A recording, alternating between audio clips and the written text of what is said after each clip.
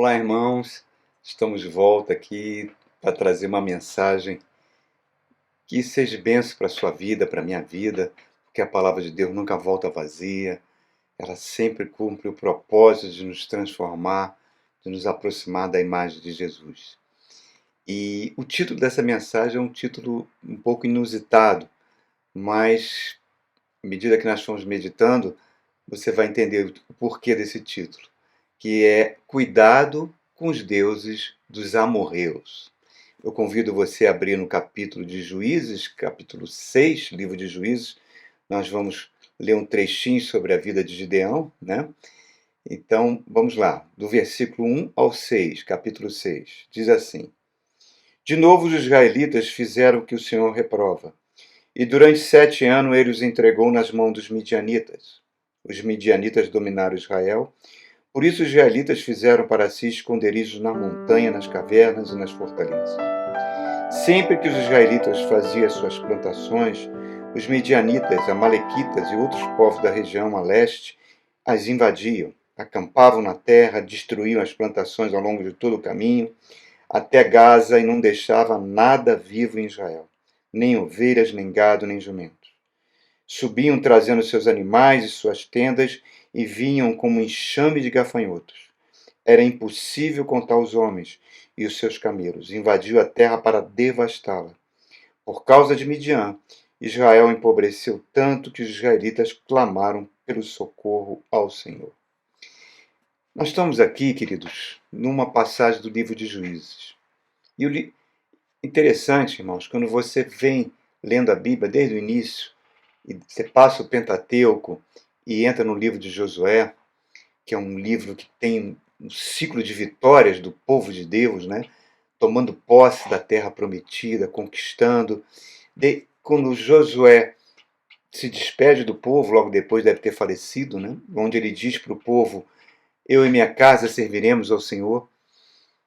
Vocês eu não sei, mas abandonem os deuses dos amorreus.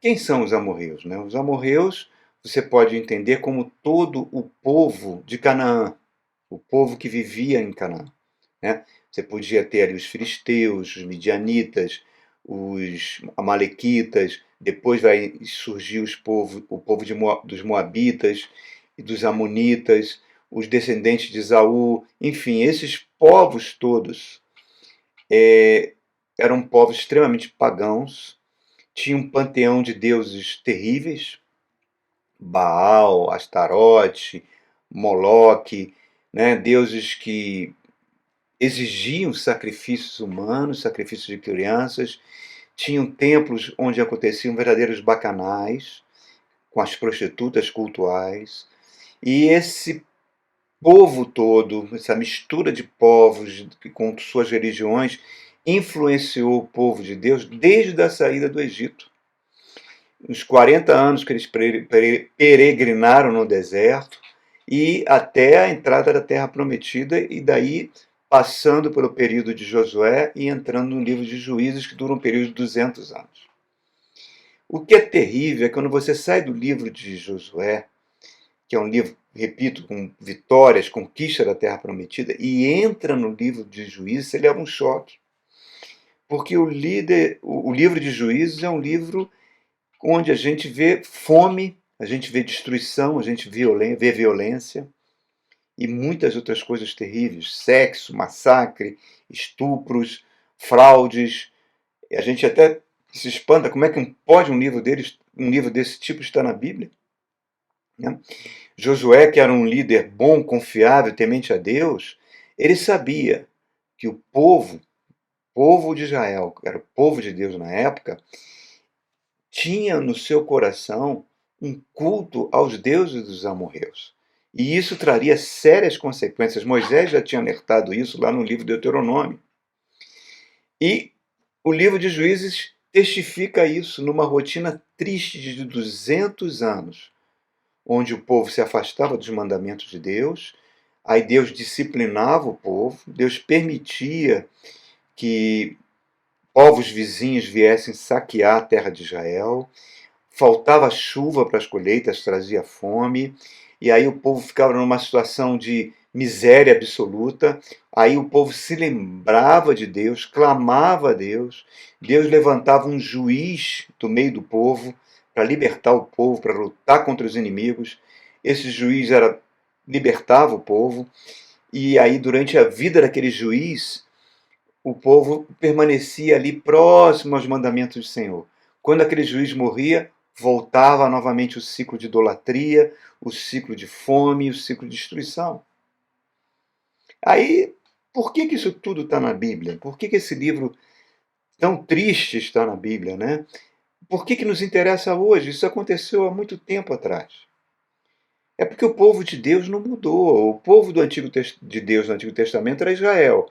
O povo do Novo Testamento é a igreja, que é chamada de Israel de Deus. Os seres humanos não mudaram. E nós podemos passar pela mesma rotina de verem essas coisas acontecerem nas nossas vidas. Então, eu gostaria de trazer aqui o exemplo de Gideão e ver os paralelos do que aconteceu com Gideão, que é considerado um herói da fé, está lá no capítulo 11, junto com Sansão e Jefté, os 3 juízes que conquistaram reinos, está lá na galeria dos heróis da fé, em Hebreus capítulo 11, para trazer esse contexto e ver como isso pode ser aplicado nas nossas vidas. Por que desse título? Por que nós devemos ter cuidado com os deuses dos amorreus, já que os amorreus não existem mais, né? Então, aqui no verso 1 a 6 nós lemos, nós estamos vendo uma situação de verdadeiro flagelo sobre a nação. Midianitas, que era um descendente de Jetro, né, que foi sogro de Moisés. Moisés viveu em Midian 40 anos, casou-se com uma midianita chamada Zípora, né? Os amalequitas, que eram descendentes de Esaú, e por sua vez descendentes de Isaac, e árabes, né, usando camelos, que eram animais velozes que armazenavam água, não precisavam de água, em bandos, vinham com um enxame de gafanhotos, assolavam toda a agricultura, toda a pecuária, deixavam o povo numa completa miséria. O povo tinha que abandonar suas casas, o povo tinha que se dirigir para as cavernas, viver em cavernas, e uma situação de total destruição da economia. E depois, quando o povo caía nessa pobreza, nós estamos vendo aqui o povo clamando a Deus, pedindo a Deus. A ficha caía, Senhor, venha nos socorrer. Então, por que nós temos esse paralelo? Eu vou trazer algumas verdades para os irmãos meditar. A primeira verdade, eu vou continuar a leitura, mas a partir do verso 8, olha só. Quando os israelitas clamaram ao Senhor por causa de Midian, o Senhor enviou um profeta que disse: assim diz o Senhor, o Deus de Israel: tirei vocês do Egito, da terra da escravidão. Livrei do poder do Egito e da mão de todos os seus opressores. Expulsei-o e dei a vocês a terra deles. Também disse a vocês: eu sou o Senhor, o seu Deus. Não adorem os deuses dos amorreus, em cuja terra vocês vivem, mas vocês não me deram ouvidos. Esse versículo aqui, esse profeta anônimo levantado por Deus, que fala o sagrado, assim diz Iavé para o povo, esse versículo é de uma importância que ele perpassa todas as escrituras sagradas. A capacidade que nós temos de adorar os deuses dos amorreus. Por que isso, se os amorreus não existem mais, né? Repare, esses deuses, como eu já disse, os cultos haviam orgias bacanais, exigiam sacrifícios de criança, exigiam, obrigavam que a escravidão acontecesse em toda a Palestina. Cultos, os escravos alimentavam, a caixa sacerdotal vivia da escravidão. E o que esses deuses davam em troca para o povo? Poder, poder político, poder financeiro, fecundidade. Basicamente essas 3 coisas. Aí nós nos lembramos da passagem que Jesus Cristo está no Monte da Tentação e Satanás se aproxima dele, mostra todos os reinos da terra e fala: olha, Jesus, ajoelha aqui e me adore, que eu te darei tudo isso. E Jesus fala: sai, Satanás, somente ao Senhor adorarás, somente a Ele prestarás culto. Jesus cita o próprio discurso de Moisés em Deuteronômio 28. Repare, irmãos, olha como é que é atual isso. Olha como muitas pessoas do povo de Deus têm sede de poder político, poder financeiro, e muitas vezes fazem concessões morais, éticas, né, para conseguir essas coisas. A Bíblia chama isso de idolatria. Idolatria, irmãos, não é você se ajoelhar diante de uma estátua de um santo, de Maria, levar um patuá, levar um talismã. Isso é bobagem. É uma idolatria muito grosseira. A idolatria perigosa é no nosso coração. Ali que moram os deuses dos amorreus. Ali que você está tendo consciência daquilo que a Bíblia fala. Que esse mundo que nós vivemos é um mundo tenebroso, dominado pelas forças espirituais da maldade. É um mundo correspondente à terra dos amorreus. Então, muitas vezes, irmãos, nós vemos a gente se afastando dos caminhos de Deus e cultuando esses ídolos invisíveis que vêm com, de repente, com um salário alto, com uma conta bancária recheada, com nenhum problema de saúde, com nenhum problema no seu aspecto físico, no seu corpo, na sua alma. Então, você começa, sem sentir, né, ao, não que Deus mande o mal, mas sem sentir, colocando essas coisas em primeiro lugar na sua vida, você é como se você estivesse adorando um ídolo.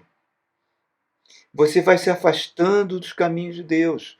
Você vai fazendo concessões que Deus abomina. Muitos cristãos creem no diabo, creem nos demônios, mas acho que muitos cristãos não creem no inferno.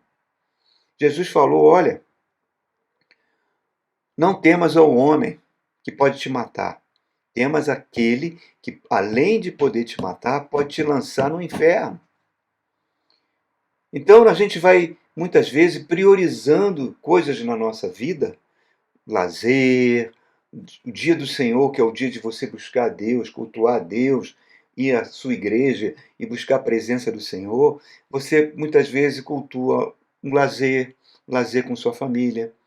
Você muitas vezes está tão ocupado em querer ganhar dinheiro, ganhar mais, segundo a sua cabeça, você acha que vai estar dando um padrão de vida melhor para sua família. E você, pouco a pouco, vai esfriando o seu coração. Sem saber, sem sentir. Você passa a não ir mais aos cultos. As pessoas da igreja, o pastor da igreja te liga, você, não, está tudo bem, não se preocupe não, eu estou bem. E vamos esquecendo que nós estamos num ambiente espiritual hostil, dominado pelas forças da maldade. Numa terra de amorreus, de povos maus, de espíritos malignos que escravizam seres humanos, que trazem perdas, que trazem doenças, que trazem vícios. E esse esfriamento do seu coração vai fazendo que as chuvas de Deus, as bênçãos de Deus, vai tornando o solo do seu coração árido, assim como trazendo fome, trazendo carências. E quando muitas vezes você abre os olhos, você está vendo problema com seus filhos, problemas de alma na sua família, pessoas com síndromes, pessoas com depressões. As calamidades acontecendo, os deuses do amorreus cobram um alto preço, irmãos. Eles vêm para roubar, matar e destruir. Não roubar, matar você fisicamente, não, mas matar a sua fé. Por quê? Porque o meu justo viverá pela fé, diz o Senhor. E a fé vem pelo ouvir a palavra de Deus. Cada vez mais você não vai priorizando. C.S. Lewis, ele conta uma história muito interessante no seu livro, que foi escrito há 100 anos atrás, um clássico da literatura cristã, Cartas de um Diabo ao Seu Aprendiz, né? E C.S. Lewis, com a sua genialidade, ele Numa das cartas, o diabo, que estava ensinando um espírito maligno a atuar sobre a vida de alguns cristãos, falava para eles: olha, trabalhe na mente desse povo para que eles vejam defeitos dentro das igrejas. Ah, o pastor é assim, pastor assado, o irmão é assim, o irmão é assado, essa igreja não tem isso, não tem aquilo. Aí ele vai para outra igreja. Na outra igreja ele vai ver outros defeitos. Aí daqui a pouco ele está saindo da terceira, indo para a terceira. Depois ele deixa de ir aos cultos. Deixa de ler a Bíblia. Deixa de ouvir a palavra de Deus. Deixa de ter sede de Deus. E com isso, ele está nas nossas mãos. Então, irmãos, Deus permite. Deus não vai enviar o mal para nós, porque Deus não envia o mal. Nós já estamos num ambiente de sofrimento que é esse mundo. E Deus muitas vezes permite que a gente passe por situações dolorosas para nos disciplinar, para que a gente clame a Ele, para que a gente volte a ter uma dependência amorosa dEle. Essa é a primeira verdade. Nós precisamos evitar o culto aos deuses dos amorreus, que são esses ídolos invisíveis, ligados a materialismo, a dinheiro, a poder, a práticas imorais, a práticas não éticas, coisas que nos afastam de Deus. Nós devemos depender unicamente de Deus e viver o Evangelho. Segunda verdade, no verso 12 a 16, e isso é lindo, lindo demais, irmãos. Olha só. O anjo do Senhor veio, sentou-se sobre a grande árvore de Ofra, que pertencia a Joás, e Gideão estava malhando um trigo num tanque de prensar uvas para escondê-lo dos midianitas. O anjo apareceu e disse: O Senhor está com você, poderoso guerreiro. Ah, Senhor, se o Senhor está conosco, por que aconteceu tudo isso? Cadê as maravilhas que nossos pais nos contam quando dizem: Não foi o Senhor que nos tirou do Egito, mas agora o Senhor nos abandonou e nos entregou nas mãos de Midian. O Senhor se voltou para ele e disse: Com a força que você tem, você vai libertar Israel das mãos de Midian. Não sou eu quem o está enviando? Ah, Senhor, como posso libertar Israel? Meu clã é o menos importante de Manassés. Eu sou o menor da minha família. Eu estarei com você, respondeu o Senhor. E você derrotará todos os midianitas como se fosse um só homem. Lindo demais. Essa verdade, a segunda, é Deus sempre vai responder ao nosso clamor. Aqui o povo clamou e esse personagem que a Bíblia chama o anjo do Senhor, já tinha aparecido a Josué, que os teólogos entendem que é a segunda pessoa da Trindade, o Senhor Jesus, antes de encarnar, né, aparece para Gideão numa situação horrível, ele escondido, malhando trigo num lagar de uvas, né, e começa a exortar a Gideão. Gideão, você é um homem valente, eu vou levantar você para derrotar aquele 1 milhão de soldados que estão acampados lá. E Gideão, primeira coisa que Gideão fala, Gideão culpa a Deus pelo que o povo estava passando. Repete as mesmas palavras do profeta. Cadê o Senhor que nos tirou do Egito, que nossos pais nos disseram? Cadê esse Senhor que permitiu que a gente passasse por essa miséria toda? E muitas vezes a gente não faz isso, irmãos. Muitas vezes a gente está passando por dificuldades, por momentos horríveis na nossa vida, e a gente culpa a Deus. A gente se queixa de Deus. Senhor, por que o Senhor permitiu que eu passasse por isso? Por que o Senhor permitiu que eu passasse por aquilo? E esquecendo que muitas vezes nós estamos passando por isso por causa da idolatria que nós temos no nosso coração.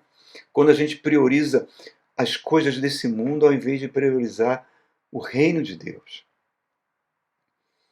E o interessante o que é impressionante é que Deus não desiste de nós. Deus não desiste de nós, com todos os nossos defeitos. Nós vamos ver aí Gideão ser selecionado por Deus. E ele tinha bastante defeitos, morais e éticos. E nós vamos ver que Deus, mesmo assim, o livro de Juízes é assim, ele escolhe pessoas muitas vezes com características éticas e morais que a gente jamais iria selecionar.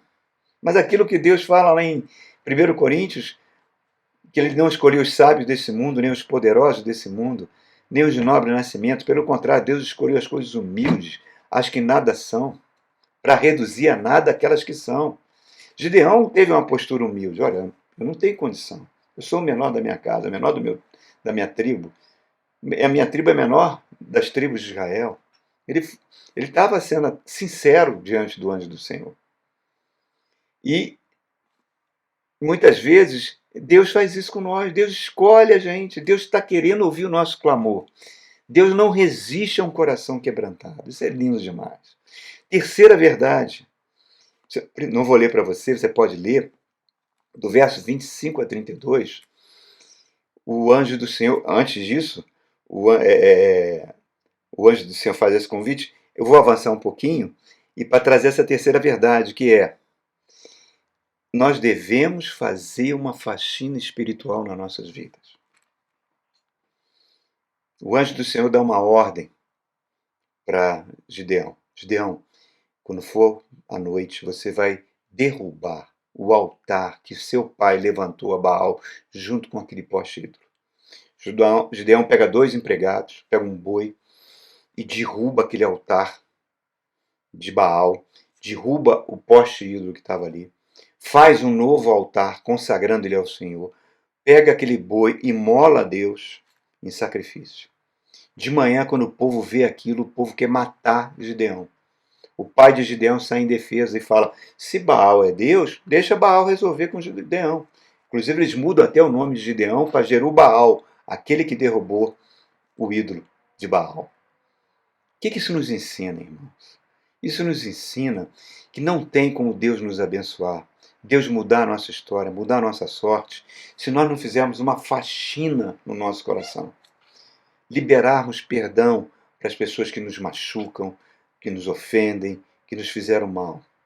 Zerar esse placar, arejar a nossa alma com perdão. Jesus mesmo falou: se você vai entregar uma oferta e tem algo contra o seu irmão, deixe a sua oferta no altar e se reconcilie com o seu irmão, porque se você não perdoar a ofensa do seu irmão, o Senhor, o nosso Deus, o nosso Pai, não vai perdoar nossas ofensas. Então o perdão é o ar que nós respiramos, irmãos. Então nós precisamos fazer isso, jogar fora as rusgas, mágoas e começar de novo. Por isso que o salmista no Salmo 139 fala: sonda-me, Senhor, vê se eu tenho em mim um caminho mau. Para que as chuvas de Deus voltem a cair. Jesus mesmo falou: nós precisamos limpar o nosso coração, senão a gente não vai ver Deus. Então, precisamos dessa faxina espiritual. Quarta verdade, é que o poder de Deus se aperfeiçoa na nossa fraqueza. Paulo já falou isso lá na carta aos Coríntios, quando ele dizia isso: 3 vezes clamei ao Senhor Jesus para tirar esse espinho na minha carne. Esse mensageiro de Satanás que me esbofeteia, não sabemos se era uma doença, se era uma perseguição, não sabemos. E Jesus chega para Paulo e fala: não vou tirar, porque o meu poder vai se aperfeiçoar na sua fraqueza. Isso é uma coisa fantástica, irmãos. Aqui, reparem só, Gideão, quando ouve isso, ele começa a falar com o anjo do Senhor e pede alguns sinais. Ele chega: olha, vou colocar um trapo, um pano, em cima de uma relva, e vou deixar a noite toda recebendo orvalho do céu. De manhã, a relva tem que estar seca e o pano encharcado de orvalho. Isso já é um milagre, né? Aí o anjo: tudo bem, pode deixar lá. Ele deixou o pano, caiu o orvalho, ele correu lá, viu o orvalho encharcar o pano e a grama toda seca. Isso é um verdadeiro milagre. Torceu, encheu até um balde d'água. Aí ele, não satisfeito, ele pede o segundo sinal. Agora eu quero o contrário. Eu quero a grama toda molhada e o pano seco. O anjo: tudo ok, vai lá. No dia seguinte, tudo molhado na relva e o pano seco. Aí ele fica maravilhado. Ele vai lá dentro e pega uma oferta, coloca em cima de uma pedra e faz um altar para o Senhor. O anjo do Senhor puxa do seu cajado, toca na pedra, pega fogo, consome todo aquele holocausto, e ele começa a gritar: "Ah, eu vi o Senhor, eu vou morrer." O anjo: "Não, tu não vai morrer." Mas reparem como o anjo vai trabalhando na mente dele, trabalhou na autoestima dele, que se achava fraco, mas ele pede sinais. E muitos cristãos pedem sinais. O Espírito Santo já está testificando no coração dele, mas ele pede sinal. Nós não precisamos de sinais, irmão, porque nós estamos na nova aliança. Sinais se aplicavam na antiga aliança, quando o Espírito Santo não habitava no coração das pessoas. Jesus agora tem toda a autoridade sobre céus e terra, e nós somos corpo de Cristo, pertencemos a Ele. E o Espírito Santo sempre vai testificar na nossa vida. Nós não precisamos de sinal. Ele faz isso, ele envia a sua palavra, que nem enviou esse profeta. A palavra mostra nossas falhas, nossos erros, nos confronta. A gente muda a nossa conduta e com isso a nossa fé cresce. Cresce e a gente vai avançando. E Deus vai respondendo no nosso clamor, sempre, sempre. E aqui nós vemos, se você continuar a leitura, Gideão monta o seu exército, né, com as 4 tribos, a tribo de Jazé, a tribo de Zebulon e a tribo de Naftali e a tribo de Manassés. Junta 30.000 homens para combater 1 milhão de midianitas e amalequitas acampados e árabes.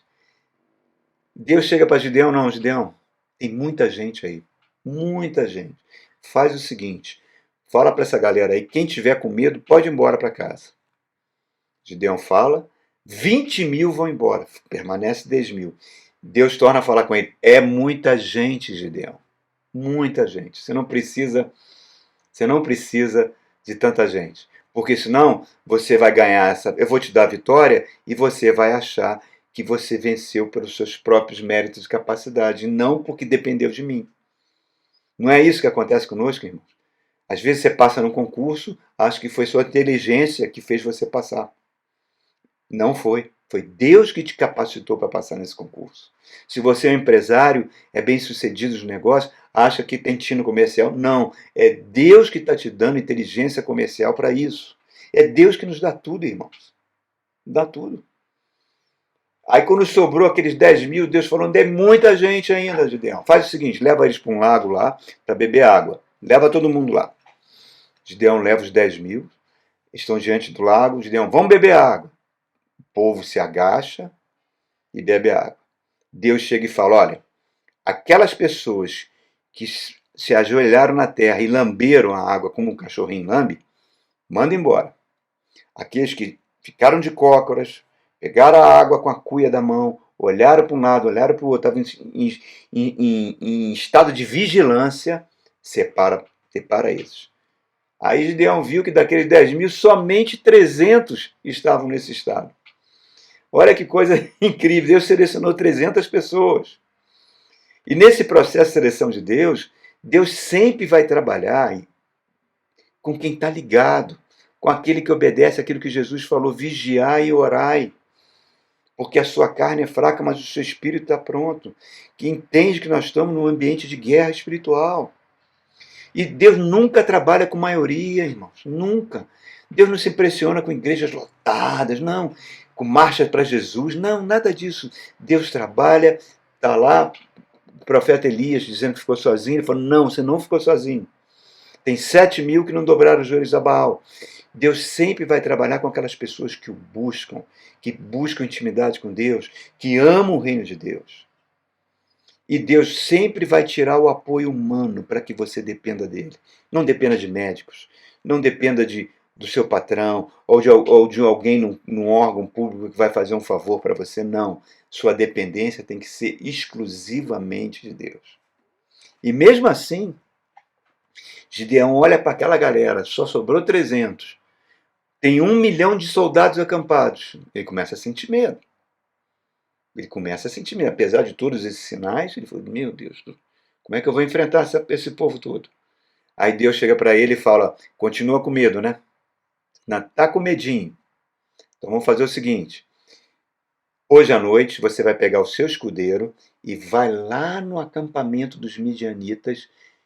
Vai lá. Você vai ver uma coisa." Está lá no verso 12, 13 a 17. Gideão pega o seu escudeiro chega no acampamento dos midianitas 1 milhão de soldados. A Bíblia diz que parecia mais numeroso que as areias do mar. Ele olha aquilo, se aproxima, vê 2 sentinelas conversando. Gideão escondido. O sentinela conta um sonho para o outro. Rapaz, eu tive um sonho, eu vi um pão de cevada rolando sobre a terra que bateu na tenda do Estado-Maior dos nossos exércitos.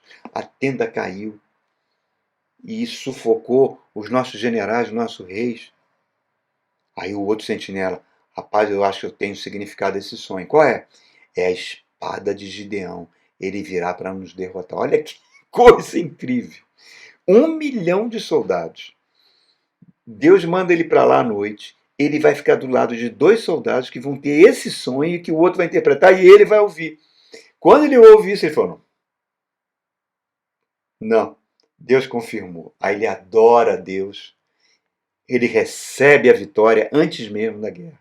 E Deus manda ele fazer uma tática louca, separar o grupo em 3 grupos de 100, não levando armas nenhuma, apenas uma cumbuca, uma tocha e uma trombeta. E de madrugada, eles combinam esses 3 grupos. O Gideão falou: na hora que eu tocar a trombeta, vocês batem com essa tocha na cumbuca e toquem a trombeta ao mesmo tempo. Aí, quando eles fizeram isso, gerou um barulho no acampamento. Os midianitas e amalequitas acordaram, pensaram que estavam sendo cercados e começaram a matar uns aos outros. Ele não usou nenhuma arma. Olha como eu acho incrível o bom humor de Deus. Um homem pode inventar armas atômicas, armas de destruição em massa. Deus com um sopro. Jesus falou: toda a autoridade sobre os céus e terra é minha. Com um soprinho, destrói tudo. Ele vai destruir o anticristo e seus exércitos com um sopro, irmãos. Esse é o Deus que nós servimos. E aí, aquela confusão, aquela matança, ele não entra em campo para batalhar. Depois que eles se destroem, sobrou aí os reis dos midianitas, mais 10.000 soldados. Aí ele lança em perseguição, começa a perseguir. E nessa perseguição, ele captura, ele mata esses reis numa grande vitória. Reparem, irmãos, como é que Deus sempre estará conosco. E eu termino essa mensagem com a última verdade, sobre o cuidado que nós devemos ter contra os deuses dos amorreus. A última verdade está lá em 1 Coríntios, capítulo 10, verso 12. Aquele que estiver de pé, cuidado para que não caia. Vamos ver aqui o capítulo 8 de Juízes, o verso 22 a 27. Depois que Gideão faz essa vitória fantástica, os israelitas disseram a Gideão: reine sobre nós, você, seu filho e seu neto. Você nos libertou da mão de Midian.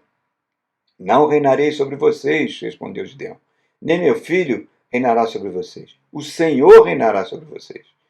Mas eu peço para vocês uma única coisa. Cada um de vocês me dê um brinco da sua parte dos despojos. Os ismaelitas costumavam usar brincos de ouro. Eles responderam: de boa vontade daremos. Estenderam uma capa, cada homem jogou sobre ela um brinco tirado de despojos.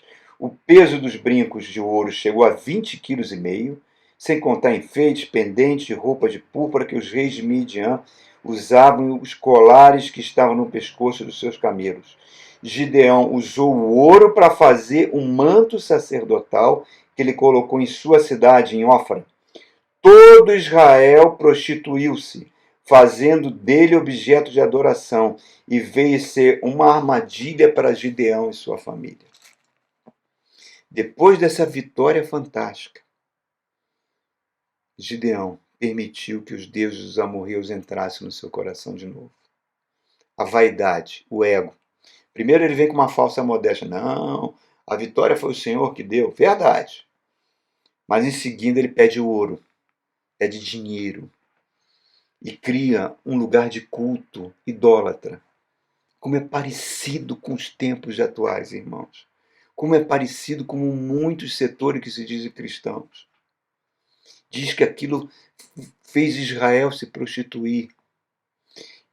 Olha, irmãos, os deuses dos amorreus sempre buscam oportunidade para serem adorados. O diabo tem muita paciência. Ele conhece a nossa natureza, sabe que nós temos um ego e ele vai trabalhando com o nosso ego, com a nossa vaidade. E isso destruiu a família de Gideão. Gideão tinha 70 filhos, com algumas mulheres. E um dos filhos, chamado Abimeleque, que ele tinha com uma serva, depois da morte de Gideão, vai matar os 70 filhos de Gideão e vai reinar e vai implantar uma tirania terrível sobre Israel. Vai trazer os ídolos dos amorreus de volta. Irmãos, Deus não precisa de pessoas para fazer a obra dele. Deus é bom e sempre vai usar as pessoas, independente da sua condição moral e espiritual. Ele usou juízes, mas agora nós temos Jesus no nosso coração. O Espírito Santo habita em nós. O que nós precisamos é ouvir a palavra, isso que nós estamos fazendo aqui. Que a palavra venha nos transformar, que a palavra venha nos modificar e nos levar de volta ao rumo que Deus traçou para nós, para os caminhos, para as veredas que Deus tem para nossas vidas, irmãos. Jesus falou, vigiai e orai. Jesus fala lá no Apocalipse para a igreja de Éfeso, vocês são top, vocês não permitem falsos profetas, não permitiram os nicolaítas, não permitiram que a doutrina fosse desvirtuada nos púlpitos das igrejas de vocês. Show, maravilha. Mas vocês esfriaram o coração de vocês. A prosperidade esfriou o coração de vocês.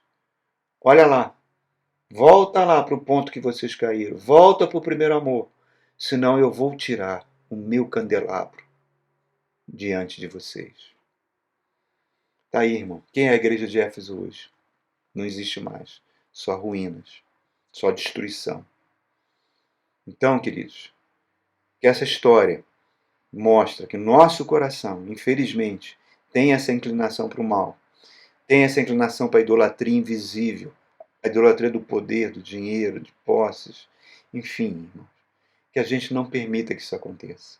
Que a gente volte para os caminhos do Senhor. Que a gente ame o Senhor. Busque o reino de Deus em primeiro lugar. E todas as demais coisas nos serão acrescentadas. Amém? Deus abençoe a sua vida.